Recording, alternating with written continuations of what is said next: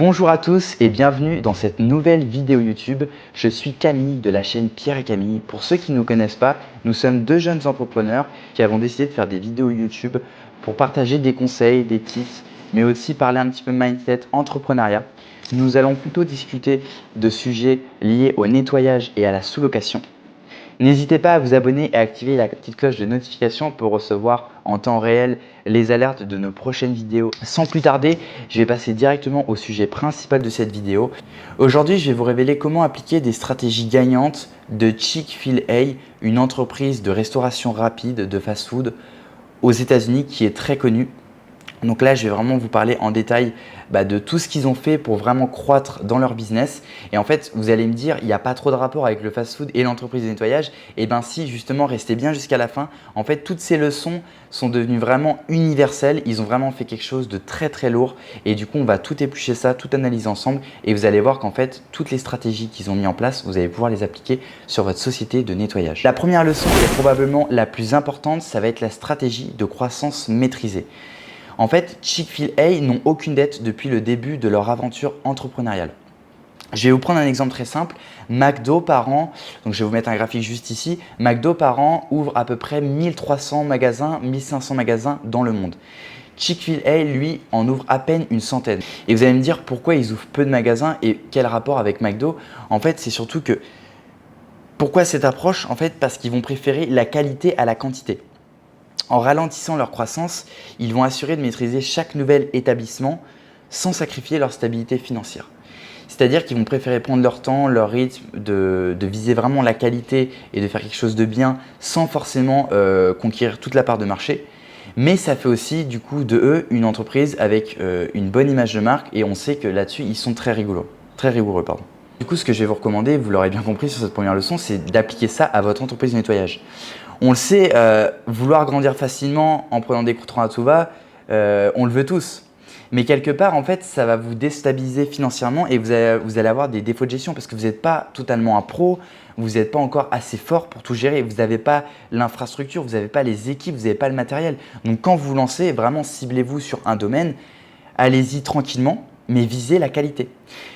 En fait, ce que je veux dire par là, c'est que si vous visez la qualité, vous allez avoir des bons retours. Et vous le savez, quand il y a un client satisfait, ça va vous en rapporter 3. Par contre, quand un client est insatisfait, c'est prouvé qu'en fait, ça va vous rapporter 10 mauvais commentaires, 10 mauvais avis.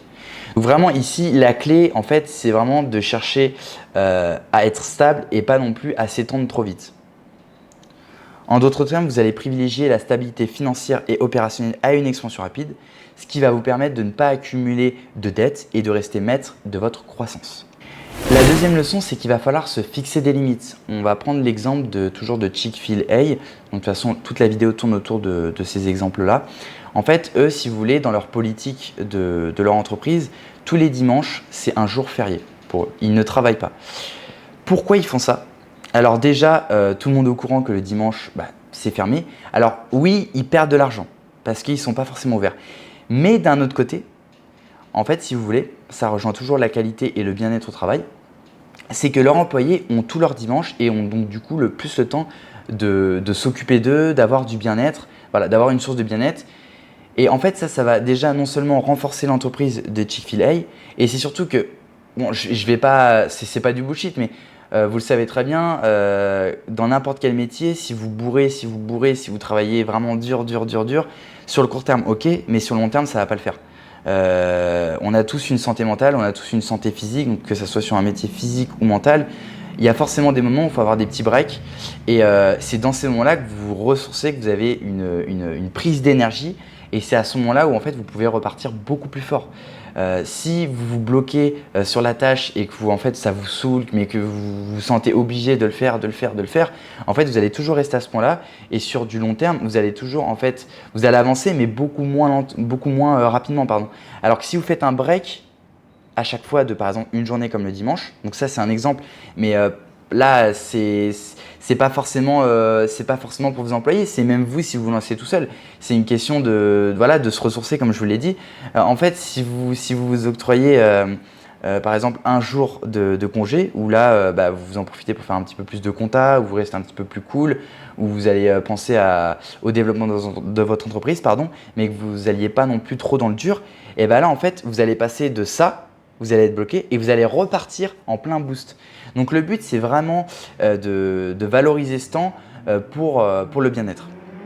Et c'est surtout qu'en fait, le but aussi d'ouvrir sa société de nettoyage, c'est pas que faire du chiffre d'affaires, faire du bénéfice, empocher les gains. Le but, ça va être aussi de la valoriser, cette entreprise. Ok, vous êtes tout seul, mais le but, bon, c'est pas pour tout le monde, mais moi, mon but, en tout cas pour ma société, en fait, c'est d'avoir le maximum de contrats, le maximum de clients, le maximum de satisfaction, d'avoir un beau site dans le futur, de prouver qu'en fait, on fait tant de chiffre d'affaires, tant de bénéfices, d'avoir l'identité de l'entreprise.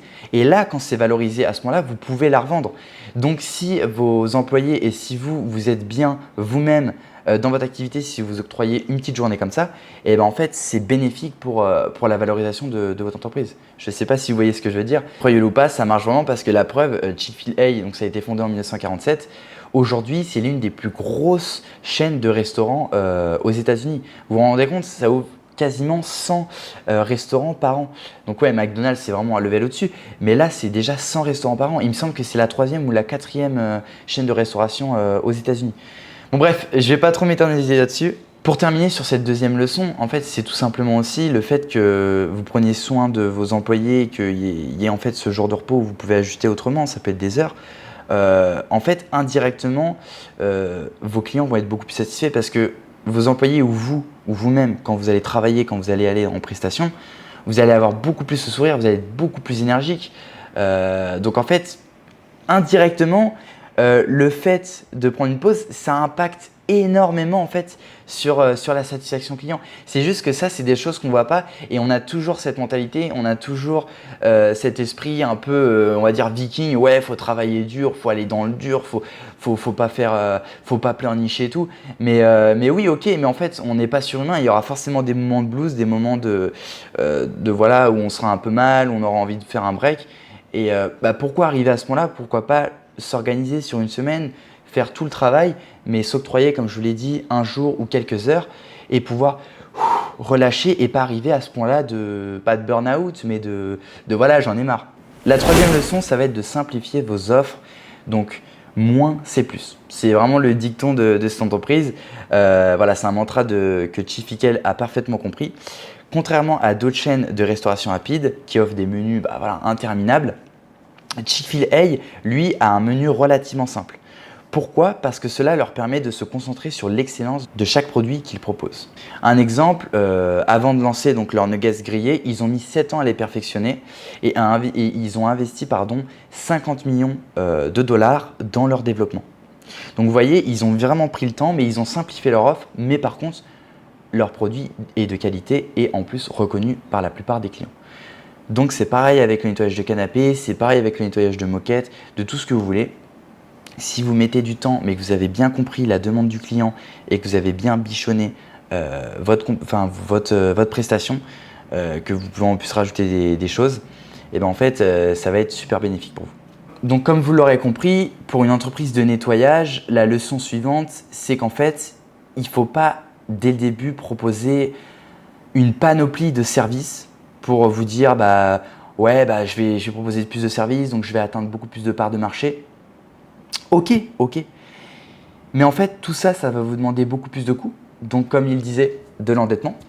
En plus de ça, vous allez courir partout. Donc en fait, vous n'allez jamais être bon dans un domaine. En plus de ça, du coup, la satisfaction client ne sera pas forcément présente. Donc en fait, juste pour conclure là-dessus, en fait, il ne faut pas aller partout et nulle part. Si vous voulez tout faire en même temps, vous allez tourner autour du pot. Au final, vous n'allez rien faire. Donc vraiment, spécialisez-vous. Donc là, pour une entreprise de nettoyage, choisissez plutôt d'aller sur du nettoyage de canapé, sur du nettoyage de vitres, sur du nettoyage de voitures, sur du nettoyage de terrasses, de bateaux, pour ceux qui sont plus sur le côté littoral. Voilà. Concentrez-vous vraiment sur une seule chose. Moi, forcément, je vais vous recommander, comme je vous le dis à chaque fois, le nettoyage de canapé parce que vous allez avoir seulement besoin de 360 €, ce qui n'est quasiment rien. Le matériel est amorti en 2-3 prestations. Mais vous voyez, moi, quand j'ai commencé avec Pierre, Donc au début, on avait beaucoup de nettoyage de canapé. On n'a pas directement été sur les moquettes, on n'a pas directement été sur les matelas parce qu'on n'avait pas le matériel adéquat. On n'avait pas les matériels avec de la vapeur, on n'avait pas les gros robots pour passer sur les tapis. On n'avait pas tout ça. Nous, on a juste acheté une shampooineuse, on s'est lancé dans le nettoyage de canapé, de fauteuils, de chaises et c'était parti. Et en fait, en faisant ça, on a ciblé une part de marché spécifique. Donc on a mis tout en place, on a mis des pubs payantes, des pubs gratuites et en fait là on a commencé à se faire un nom. Par rapport à ça, ils ont vu du coup les clients qu'on avait du matériel professionnel, qu'on avait l'habitude sur nos photos d'avoir toujours le même type de prestation, donc nettoyage de canapé, nettoyage de chaises, de fauteuils, etc. Et en fait au final tout ça, ça a fait parler et jusqu'à un beau jour où justement on a pu signer des contrats avec des conciergeries et en plus on a établi des contrats avec des partenaires, notamment sur Paris, sur Tours et sur Le Mans. Donc ce que je veux vous dire par là, c'est que vraiment simplifiez vos offres. Une fois que vous aurez rétabli une réputation solide, vous allez pouvoir vous diversifier parce que forcément vous aurez plus de moyens, vous aurez une plus grosse infrastructure. Et là du coup par contre, pour le coup quand vous serez assez gros, il ne faut pas se contenter justement à ça. Là je parle vraiment pour le début du lancement de votre société. Justement quand vous avez déjà eu pas mal de clients, que vous avez pas mal de moyens, que vous allez évoluer votre infrastructure, vos matériels, tout ça, là vous allez directement vous orienter vers un autre domaine de prédilection. Donc par exemple le nettoyage de terrasse qui est très complémentaire et qui gagne beaucoup d'ailleurs pour le faire. Et là du coup vous allez y aller à fond. Donc pour en conclure sur cette troisième leçon, en fait cette approche va vous permettre de garantir la qualité, de fidéliser vos clients et d'être du coup plus efficace. La quatrième leçon, c'est de vraiment mettre l'accent sur le service exceptionnel au niveau clientèle. En fait, cette chaîne de restauration, ce qu'elle fait, c'est qu'à chaque fois, elle est toujours souriante, elle va toujours rajouter quelques sauces, toujours même aller voir. En fait, comme dans un restaurant un petit peu plus chic. Vraiment, en fait, c'est la différence de la restauration rapide où tout le monde est servi et voilà, comme à McDo, vous prenez votre plateau, vous êtes servi et basta. En fait, eux, à chaque fois que les clients vont les remercier, ils vont toujours utiliser cette petite phrase. Ils vont toujours répondre avec plaisir. Alors, c'est pas grand-chose, mais en fait, quand vous regardez bien, c'est pas que dans la restauration rapide. Dans beaucoup de sociétés, en fait, quand c'est du gros volume, en fait, il n'y a plus cette notion de clientèle. Vous regardez à McDo par exemple, ils ne vont jamais vous dire, si vous vous dites je vous remercie, ils ne vont jamais dire avec plaisir, est-ce que vous avez besoin d'autre chose? Ça, ils ne le feront jamais. Et justement, cette société de restauration le fait. Donc, quel rapport encore avec l'entreprise de nettoyage? C'est qu'en fait, le service client, en fait, il est super important. Ça suffit pas en fait de bien faire votre travail. En fait, ce qu'il faut faire, c'est que vraiment, il faut aller beaucoup plus loin. Il faut se renseigner sur le client. C'est un petit peu comme en vente. Faut charmer un peu le client. Faut prendre soin de lui. En fait, faut lui vendre une expérience. C'est pas forcément juste une prestation où ok, il va y avoir un résultat avant après. C'est vraiment de sympathiser avec lui, de lui demander vraiment ses réels problèmes, s'il a besoin de faire autre chose. En fait, il faut vraiment aller dans son sens au client. Il ne faut pas juste se contenter de faire une prestation, même si ça va prendre un peu plus de temps, même si ça va prendre un peu plus de produits, même si voilà. En fait, tout ça, quelque part, ok, vous allez perdre un petit bout durant ce temps-là, mais en fait, quelque part, ça va vous faire gagner de l'argent derrière. Ce que je veux dire par là, c'est qu'il faut toujours en fait être à la demande du client, sans trop non plus se rabaisser à lui ou est-ce qu'il vous arnaque sur les prix, parce que ça sera déjà vu d'avance. Mais en fait, la comparaison avec Chick-fil-A, c'est qu'en fait, eux, ils vont rajouter des sauces. Donc vous allez faire pareil. Si par exemple, il n'ose pas trop, mais qu'il a d'autres mobiliers à nettoyer qu'il vous propose, vous dites, il n'y a pas de souci. De toute façon, moi, je suis là pour vous. J'ai prévu ma petite matinée avec vous. Si vous avez besoin de la moindre chose, vous me dites. Moi, de toute façon, j'ai tout ce qu'il faut. Je peux intervenir. Il n'y a pas de souci, avec plaisir, justement. Là, vous faites ça, en fait, la prochaine fois, ils vous rappelleront vous, ils n'iront pas, en fait, ils iront pas rechercher une autre entreprise. Pourquoi ils iraient rechercher une entreprise? C'est parce qu'ils n'ont pas été satisfaits ou qu'ils pensent trouver mieux. Si directement vous mettez un climat de confiance et amical avec votre client, bah là, c'est parfait, en fait, vous l'avez dans la poche. Et ça, si vous répétez ça sur plusieurs clients et qu'eux en parlent à des connaissances et à d'autres personnes, surtout quand c'est dans des conciergeries des entreprises, en fait, vous allez accumuler de la clientèle et donc du coup, vous allez accumuler de l'argent. La dernière leçon, donc la cinquième, ça va être vraiment de sélectionner vos clients. Donc au début, c'est un petit peu compliqué parce que forcément, vous avez besoin de cash, hein, clairement. Vous avez besoin de rembourser vos frais de départ. Vous avez besoin de vous faire la main. Ça, je veux bien entendre. Mais au bout d'un moment, en fait, va vraiment falloir savoir en fait quelle est l'identité de votre entreprise. Qu'est-ce que vous ciblez vous? Qu'est-ce que vous voulez faire? Voilà, quelle image votre entreprise vous voulez qu'elle ait. Je m'explique par là. Par exemple, cette chaîne de restauration rapide, elle ne fait pas de l'affiliation avec tout le monde. Il y a seulement 1% des demandes qui aboutissent. Ça va être la même chose pour vous, mais pour les clients. En fait, si par exemple, vous avez que des particuliers qui sont sur le bon coin, qui vont essayer de vous négocier des prix, qui vont essayer de vous comparer à d'autres, du coup, vous allez forcément baisser les prix. En fait, vous allez baisser les prix parce que en plus, ce n'est pas des pros, ce n'est pas des gens aisés dans la plupart des cas, donc vous allez forcément baisser vos prix. Alors ça, c'est bien au début parce que comme je vous dis, vous faites la main. Mais en fait, en comparaison avec des contrats comme avec des conciergeries, je prends toujours l'exemple des conciergeries car pour moi, depuis que je me suis lancé, c'est le meilleur contrat à établir. Ils ont toujours besoin de vous. Quand il y a des départs arrivés avec des voyageurs, bah forcément, des fois, il y a des taches d'alcool, il y a des taches de café, il y a de la dégradation. Et le jour d'après, ils ont une réservation. Donc en fait, ils ont forcément besoin de quelqu'un pour nettoyer. Et le personnel de ménage qu'ils ont, ils sont pas tout le temps compétents et ils n'ont pas forcément le matériel, donc la shampooineuse, le produit, et ils n'ont pas forcément envie de le faire. Eux, ils vont faire le nettoyage basique, le nettoyage général. Et c'est là que vous rentrez en piste. Et là, ces conciergeries, ces hôtels, ces restaurants, même ces bureaux, donc ça peut être aussi des concessionnaires automobiles. J'ai un partenaire justement qui travaille avec Porsche et Audi. Rien que ça, pour le coup, c'est réel. Et je vous dirai pas le montant, mais c'est plutôt pas mal. Le montant est plutôt pas mal parce que du coup, avec toutes les banquettes d'accueil, tout ça, ils vont pas se poser la question. Ils vont pas se dire ah ouais, lui il est trop cher et tout. Forcément, ils vont faire leur étude, ils vont voir qui c'est qui est le moins cher, qui c'est qui est le mieux réputé. Mais en fait, tout ça, ça va être une moyenne. Ça va être par rapport aux avis, aux photos, au site internet, au prix, par rapport à la première expérience. Mais ce que je veux dire par là, c'est que eux, en fait, s'ils ont trouvé la bonne équipe, si vous êtes souriant, que vous avez le bon matériel, que sur ce type de prestation, vous êtes le meilleur, que vous êtes très bon, et que vous êtes dynamique, et que vous êtes toujours à l'affût, que vous êtes toujours disponible, il n'y a pas de doute, ils ne vont pas aller chercher ailleurs. C'est obligé, ils vont rester avec vous. Donc le but, c'est de vraiment fidéliser cette clientèle. Donc vraiment, par la suite, pour conclure sur cette cinquième leçon, choisissez bien vos clients. Choisissez bien vos clients, ne baissez pas vos prix.